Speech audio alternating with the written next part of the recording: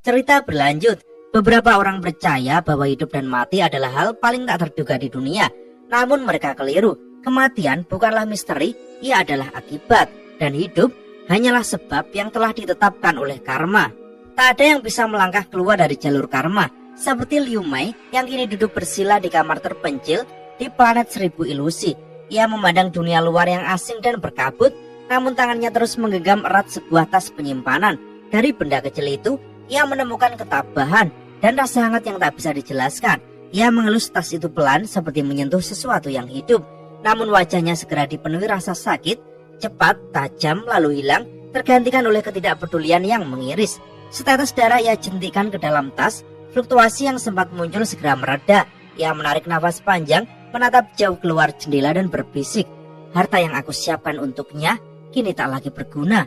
Di luar sana, planet 1000 ilusi tengah dilandai badai kabar.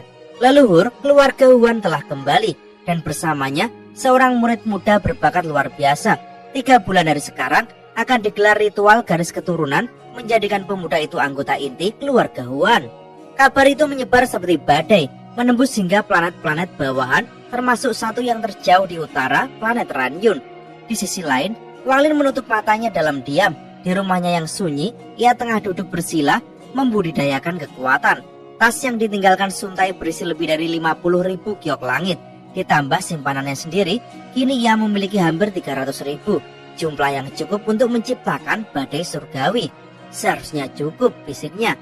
Dengan satu langkah teleportasi, ia muncul di dataran tandus puluhan ribu kilometer jauhnya. Di sana, ia menyusun giok langit membentuk formasi raksasa. Formasi tanpa nama, warisan dari kemampuannya di sungai neraka. Formasi yang bisa melahap langit, mengubah giok langit menjadi kekuatan tak terkendali. Begitu tangannya membentuk segel dan mantra dibisikkan, dunia mulai runtuh di sekelilingnya. Duar, ratusan ribu giok langit meledak menjadi debu berkilauan. Energi spiritual surgawi menggila, membentuk tornado raksasa yang menembus langit, menyapu langit dan bumi. Getaran itu mengguncang planet Ranyun. Sun Si membuka matanya dari meditasi, wajahnya berubah drastis. Jauh di utara, di balik gletser abadi, seorang pria paruh baya membuka mata dari meditasi dingin. Matanya memancarkan cahaya membekukan. Dan di pusat kekuasaan, di rumah leluhur keluarga Ran, seorang lelaki tua dengan rambut perak mendongak. Apa maksud badai ini? Gumamnya, mata menyipit. Di pusat badai, Wang Lin mengangkat kedua tangannya dan berseru, serap. Tornado surgawi yang membentang ratusan kilometer itu mulai berputar dan disedot langsung ke dalam mulutnya. Sungai bawah tanah, simbol dari hukum surgawi miliknya, muncul samar, berputar mengelilingi tubuhnya.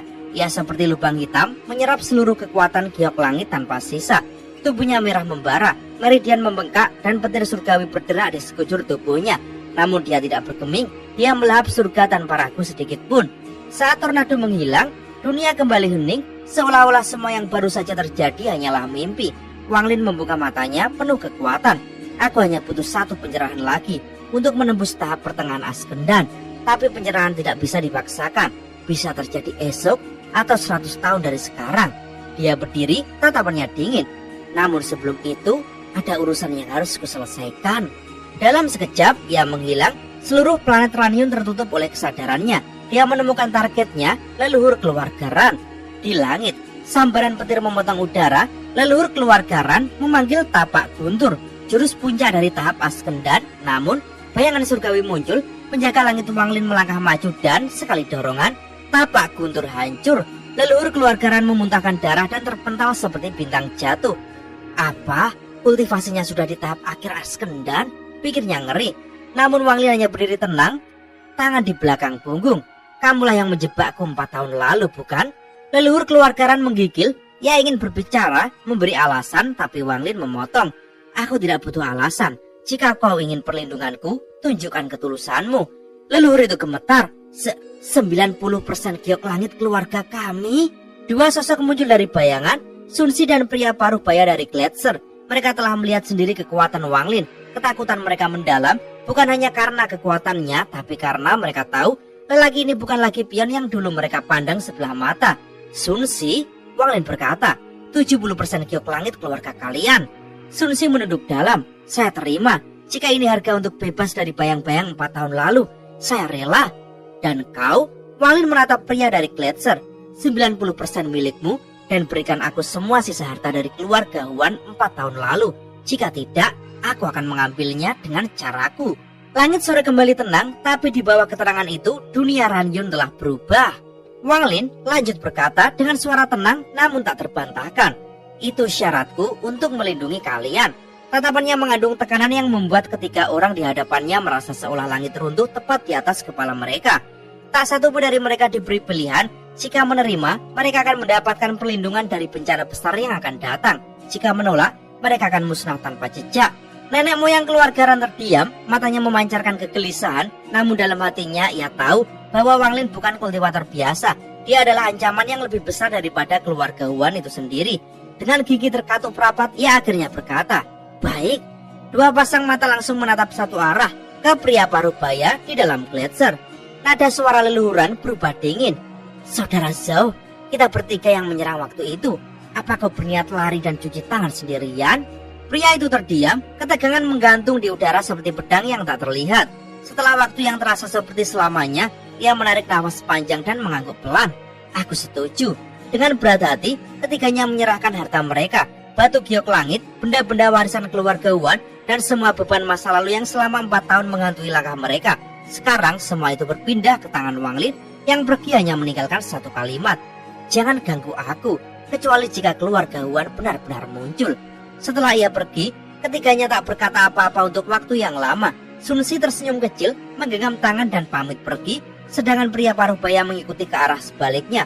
Leluhur keluarga Ran sendirian yang menatap ke langit yang mulai redup dan bergumam, "Bangkrut demi selamat dari bencana. Jika Sumu ini tidak mati, keluarga kami akan selamat.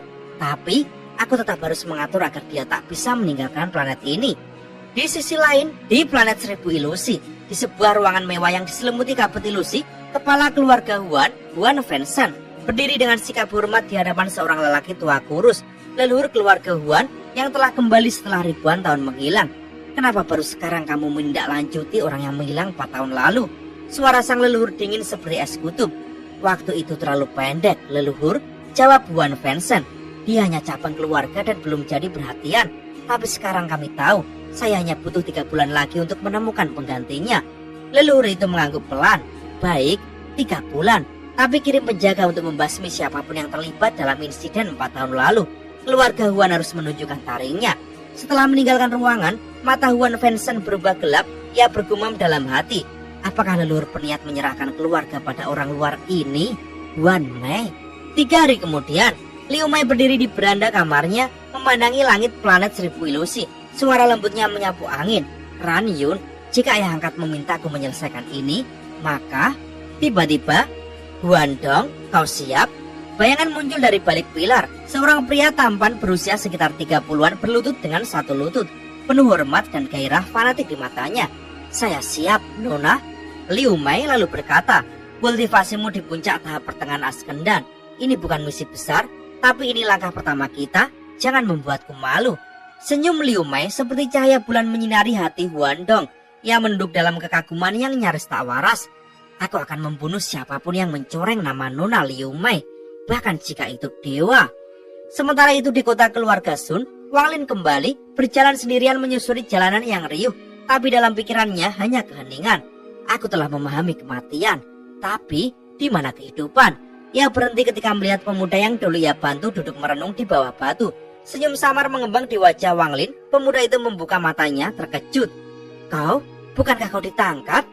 Wang Lin lalu menjawab tenang, "Dia melepaskanku." Pemuda itu tidak bertanya lebih lanjut. "Kau harus berkultivasi lebih giat. Ketekunan dapat menggantikan kekurangan bakat." Wang Lin tersenyum lembut. "Jika kau mempertahankan mentalitas itu, kau akan mencapai tahap formasi jiwa." Pemuda itu lanjut berkata, "Kalau benar terjadi, aku akan mengingat kata-katamu hari ini." Wang Lin melangkah pergi, cahaya matahari di punggungnya seolah membentuk siluet dewa yang turun ke dunia fana.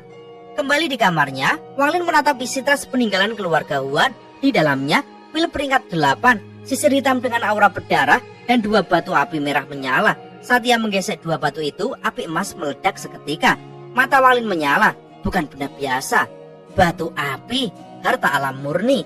Dalam ingatannya sebagai dewa kuno, batu api adalah bahan yang sangat langka, dan kini 2 potong batu api ada di tangannya. Harta karun, atau alat yang menciptakan sesuatu yang lebih besar.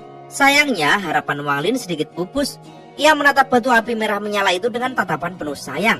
Jika saja batu ini lebih murni, jika saja mengandung lebih banyak elemen logam, kekuatannya tidak akan kalah dari harta karun surgawi pseudo tingkat puncak. Bahkan jika ukurannya lebih besar, mungkin bisa menyaingi harta langit kelas rendah. Namun kenyataan tak selalu seindah harapan. Batu api ini meski terbentuk secara alami, penuh dengan kotoran dan pengotor. Jika dimurnikan, ukurannya mungkin hanya tersisa 10%. Setelah menyimpannya, Wang Lin mengambil benda berikutnya, sebuah token hitam. Dengan akal ilahinya, ia memindai permukaan token. Cahaya samar muncul, berkedip 3 kali sebelum kembali redup. Token identifikasi keluarga Huan, gumamnya. Sekilas, token itu tampak biasa saja, tapi ada sesuatu yang janggal. Seakan ada rahasia yang bersembunyi di balik permukaannya. Wang Lin memejamkan mata. Pelindung surgawi.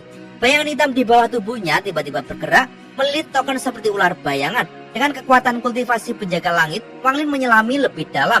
Matanya terbuka, tatapannya dingin. Ada mantra jiwa di dalam token ini. Keluarga Huan pasti tahu jika anggota mereka mati. Ini semacam sistem pelacak kematian. Setelah menaruh token itu, Wang Lin mengambil benda terakhir, sepotong giok abu-abu. Tak ada aura ilahi, hanya sisa dendam yang bersembunyi di dalamnya. Mereka terlalu takut, bahkan untuk menyentuhnya dengan akal ilahi. Jika tidak, sisa dendam ini sudah akan hancur seketika. Wang Lin menghela nafas. Saat ia memasukkan akal ilahinya ke dalam giok, dendam itu meledak, menyebar seperti riak tak kasat mata. Riak itu menyelinap, berusaha keluar dari rumah. Namun mata Wang Lin memancarkan petir surgawi, dan dalam sekejap, brak! Riak itu dihancurkan oleh kilat surgawi dan lenyap dari dunia fana. Wang Lin kini menyelami isi giok dengan bebas, wajahnya berubah serius, lalu perlahan berubah menjadi bersinar, matanya memancarkan cahaya aneh. Domain 1000 ilusi tanpa belas kasih. Jadi keluarga Huan memang menyimpan warisan seperti ini. Tapi bukan teknik itu yang membuat Wang Lin terkejut, melainkan pesan rahasia yang tersembunyi di dalamnya. Di planet Yunxia, aku menemukan urat logam api. Aku hanya mengambil 2 bagian. Wang Lin menggenggam giok erat-erat. Vena, urat logam elemen api. Ini alasan mereka diburu. Cahaya di matanya kini seperti matahari yang terbit di tengah malam. Batu api ini adalah pecahan dari Vena itu. Wang Lin mengingat, manik penentang surga hanya kekurangan elemen logam. Jika Vena itu asli, maka dia bisa menyempurnakan harta penentang surga dan menjadikannya miliknya sepenuhnya. Dan jika orang lain tahu, mereka akan datang memburu. Mereka akan kubunuh semua. Segera, Wang Lin menyebarkan akal ilahinya dan menyentuh kesadaran Sun Si. Kirim peta lengkap sistem bintang All Heaven sekarang. Sun Si terkejut, tapi tanpa bertanya, ia segera mentransfer data dalam giok dan mengirimkannya pada Wang Lin. 10 hari berlalu, Wang Lin kini tahu di mana planet Yunxia berada, planet beracun, dan jauh di sisi lain sistem bintang. Pagi itu, Wang Lin berjalan keluar dari rumahnya. Tubuhnya berubah menjadi kilatan cahaya dan dalam sekejap, ia muncul puluhan ribu kilometer dari kota. Tapi di langit, 3 sosok menghadangnya. Leluhur keluarga Ran. Tanpa beban Sanren dan Sun Si, ekspresi mereka rumit, ada kegelisahan, kemarahan, dan rasa curiga yang bercampur jadi satu. Rekan Su, kau mau pergi? Tanya leluhur keluarga Ran hati-hati. Kami telah menyerahkan segalanya padamu. Tambah Sanren dengan nada keras. Kami hanya ingin tahu kemana kau pergi. Sun Si tersenyum masam, matanya penuh keraguan. Kami hanya takut kau tidak kembali. Wang Lin mengerutkan kening, baru akan menjawab, tapi tiba-tiba ekspresinya berubah dingin. Ketiganya juga mendongak, mereka semua merasakan tekanan mengerikan datang dari langit. Di luar atmosfer Ranyun, Huan Dong telah datang. Pria muda penuh fanatisme itu meluncur seperti meteor perak, tubuhnya menyala dengan cahaya spiritual surgawi. Nona, aku akan membuatmu melihatku. Akal ilahinya menyebar brutal, menyelimuti seluruh planet. Setiap makhluk hidup yang merasakannya langsung tercekik. Puluhan kultivator pemula batuk darah. Di antaranya adalah pemuda di bawah batu, teman Wang Lin. Aku, Huan Dong, anggota keluarga kelas 2 dari keluarga Huan, planet 1000 ilusi. Semua kultivator Askendan di planet ini keluar dan hadapi aku. Suaranya seperti guntur dari langit, menggemuruh, menghancurkan kesunyian seluruh planet. Di bawah atmosfer, ketiga tetua gemetar. Keluarga Huan, gumam Sun Si dengan wajah pucat. Mereka datang juga akhirnya. Mereka menatap Wang Lin, satu-satunya harapan mereka. Dan Wang Lin tak berkata apa-apa, matanya dingin seperti es musim dingin abadi. Kau terima giokku, maka musuhmu juga musuhku. Akal ilahinya menyebar, lalu terkondensasi menjadi satu kata. Nyahlah. Duar. Petir surgawi meledak dari langit. Guntur menyambar, membelah langit dan menghantam langsung ke arah Huandong. Namun, Huandong bukan sembarangan kultivator. Dengan segel tangan yang memanggil aura logam surgawi dari 5 elemen. Cahaya perak menyelimuti tubuhnya, mengubah langit menjadi ladang perang logam murni. Lihat kekuatanku, mati kau. Wang Lin tetap tenang, petir terus berputar di sekeliling tubuhnya. Dengan satu gerakan ringan yang mengangkat jarinya, jari kematian. Dari ujung jarinya melesat cahaya hitam bercampur kilat surgawi, kekuatan maut dan langit menyatu. Jari itu melesat seperti kehendak langit sendiri. Jari kematian berubah menjadi sinar hitam pekat yang melesat seperti anak panah murka dewa. Riak demi riak terbentuk di sekitarnya, bukan hanya karena kecepatannya, melainkan karena kekuatan dahsyat yang menekuk ruang itu sendiri. Dan kemudian guntur meledak dari langit. Suaranya bukan hanya terdengar, ia terasa mengguncang tulang dan langit-langit dunia. Petir pembalasan ilahi menyelimuti sinar hitam itu, seolah-olah surga sendiri ikut marah. Huandong tak sempat berpikir, cahaya pelindung di sekeliling tubuhnya hancur dalam sekejap, tak seperti dihancurkan tapi dihapus dari keberadaan. Wajahnya seketika pucat, dalam sekejap jantungnya digenggam oleh rasa takut yang nyata. Namun jari maut terus melaju, seperti naga hitam yang tak bisa dihentikan oleh apapun di dunia fana. Huandong menggertakkan gigi, menampar tas penyimpanannya. Pedang logam keluar dan melayang. Dia membentuk segel dengan tangan kanannya dan berteriak, manifestasi logam. Cahaya metalik meledak saat pedang itu menghantam sinar hitam. Dentuman maha dahsyat terjadi di udara, disertai suara logam yang patah dan hancur. Pedang itu remuk, inci demi inci, seperti kaca yang tak tahan tekanan ilahi.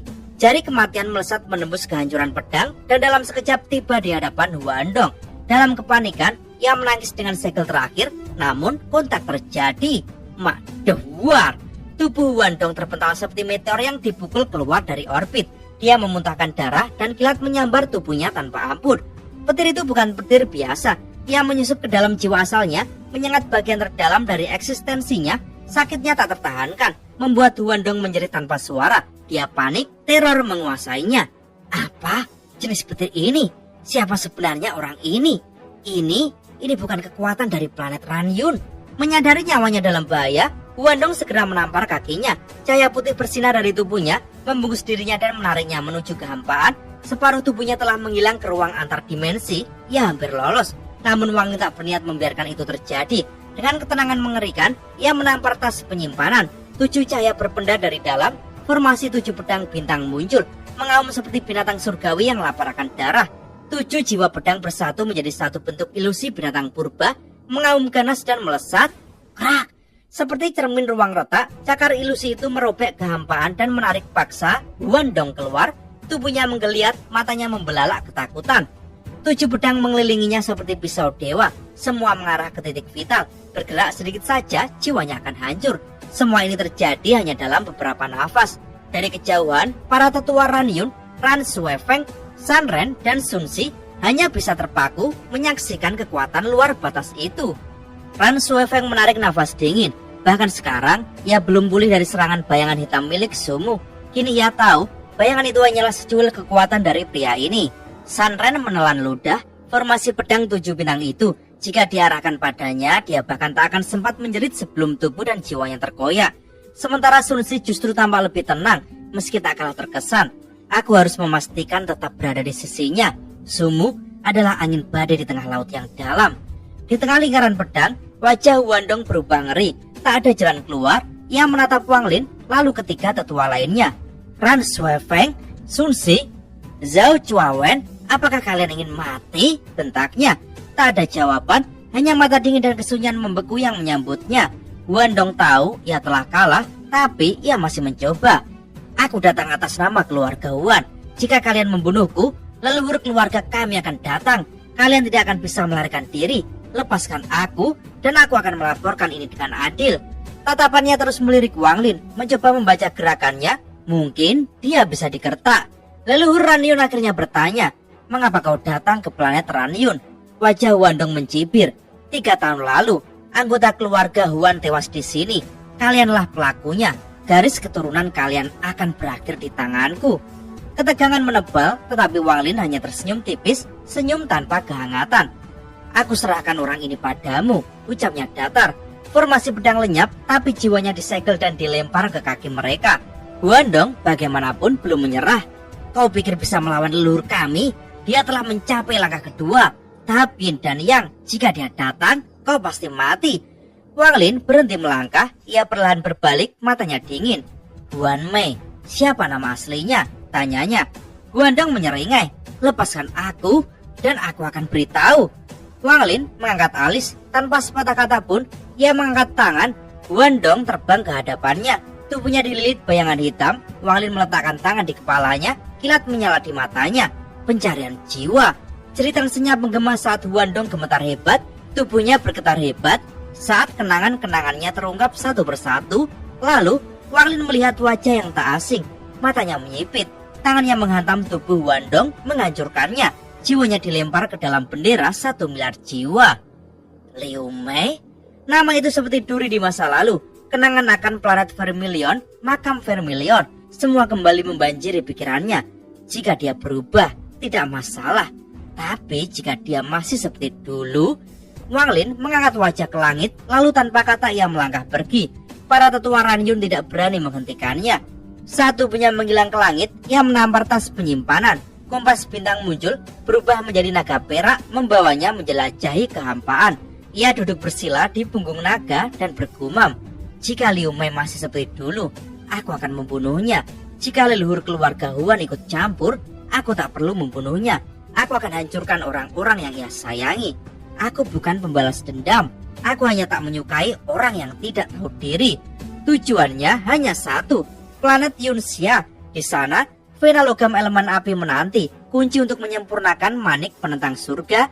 Tak ada yang boleh merebutnya. Tak ada yang boleh menghalangi jalannya. Jika ada, aku akan membunuh mereka semua. Dan cerita pun bersambung. Oke teman-teman, terima kasih sudah nyimak alur cerita kali ini sampai habis. Semoga teman-teman terhibur. Kurang lebihnya mohon maaf ya. Yang namanya spoiler pastinya ada yang meleset soal detail cerita dan episodenya ya. Oke, jangan lupa terus dukung channel ini agar terus berkembang. Dan sampai jumpa di episode selanjutnya. Bye-bye.